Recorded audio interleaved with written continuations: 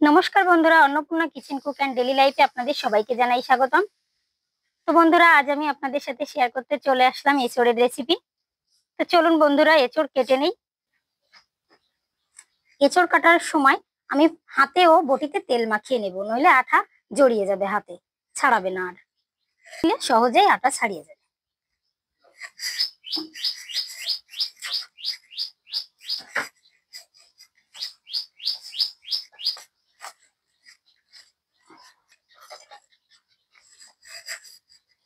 এঁচোড় কুটে আমি হলুদ জলে রাখবো, তো হলুদটা জলে দিয়ে গুলিয়ে নেব।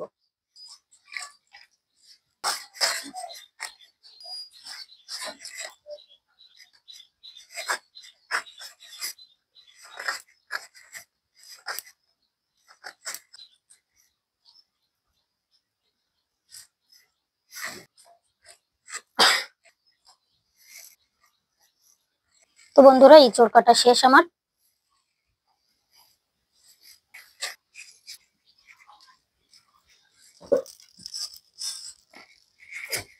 উনুন ধরিয়ে কড়াইতে জল দিয়ে দিয়েছি, এঁচোড়টা সেদ্ধ করে নেব। সেজন্য এঁচোড় সেদ্ধর জন্য জলের ভিতর আমি নুন দিয়ে দেব, হলুদ গুঁড়া দিয়ে দেব।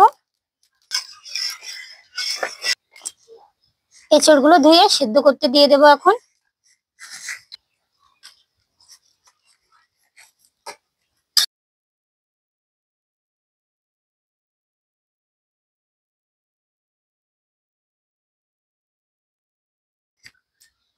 এঁচোড় সেদ্ধ হয়ে গেছে, এখন নামিয়ে নেব।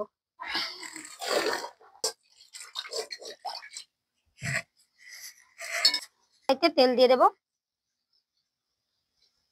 তো বন্ধুরা, এঁচোড় আমি অনুষ্ঠান বাড়ির মতো চিংড়ি মাছ দিয়ে করব। তো সাথে ছোট চিংড়ি মাছ নিয়েছি। দেখুন, আমি সেই চিংড়ি মাছগুলো এখন ভাজি করে নেব। চিংড়ি ভাজি করার সময় সামান্য হলুদ গুঁড়া দিয়ে দেব, সামান্য নুন দিয়ে দেব।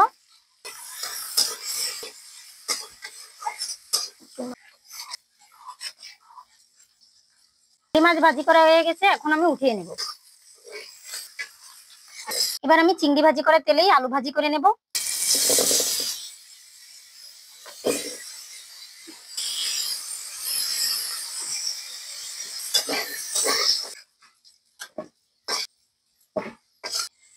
আলু ভাজি করার তেলেই আমি আবারও তেল দিয়ে দেব, বেশি করেই দেব। এঁচোড় রান্নার জন্য যেটুকু লাগবে ঠিক সেটুকুই দেব। ফোড়নে তেজপাতা ও শুকনো মরিচ দিয়ে দেব। 1 চামচ পরিমাণে গোটা জিরা দিয়ে দেব। পেঁয়াজ বাটা দিয়ে দেব। পরিমাণে রসুন বাটা দিয়ে দেব। শুকনো মরিচের সঙ্গে জিরে, ধনে, আদা বেটে নিয়েছি, একসঙ্গে দিয়ে দিলাম।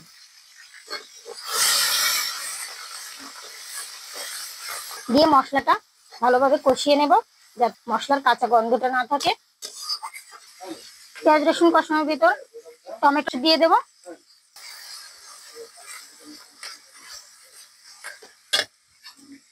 টক দই ফেটিয়ে রাখা দিয়ে দেব।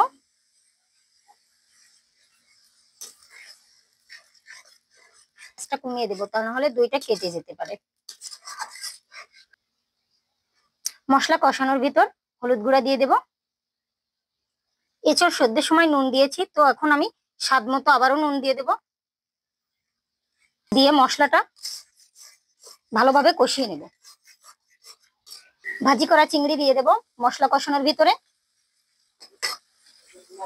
দেখুন বন্ধুরা, মশলা থেকে তেল ছেড়ে দিয়েছে, মশলাটা কিন্তু আমার ভালোভাবে কষানো হয়ে গেছে।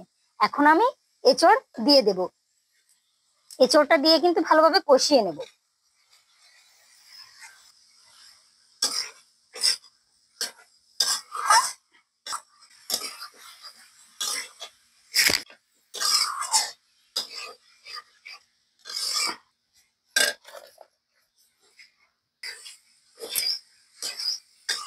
এঁচোড় আলু ভালোভাবে কষানো হয়ে গেছে, এখন পরিমাণ মতো জল দিয়ে দেবো।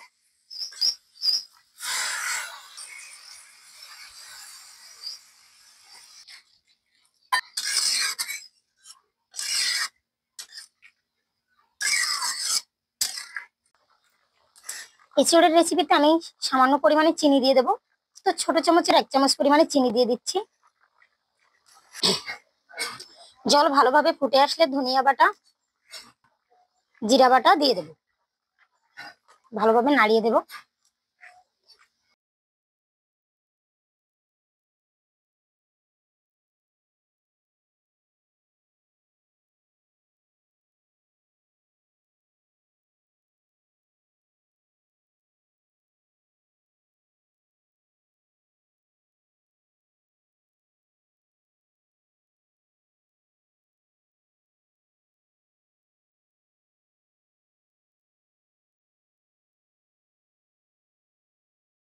বন্ধুরা, অনুষ্ঠান বাড়ির মতন এঁচোড় রান্না হয়ে আসছে।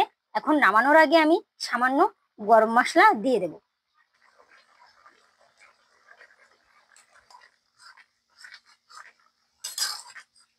এঁচোড় হয়ে আসছে, এখন নামিয়ে নেব।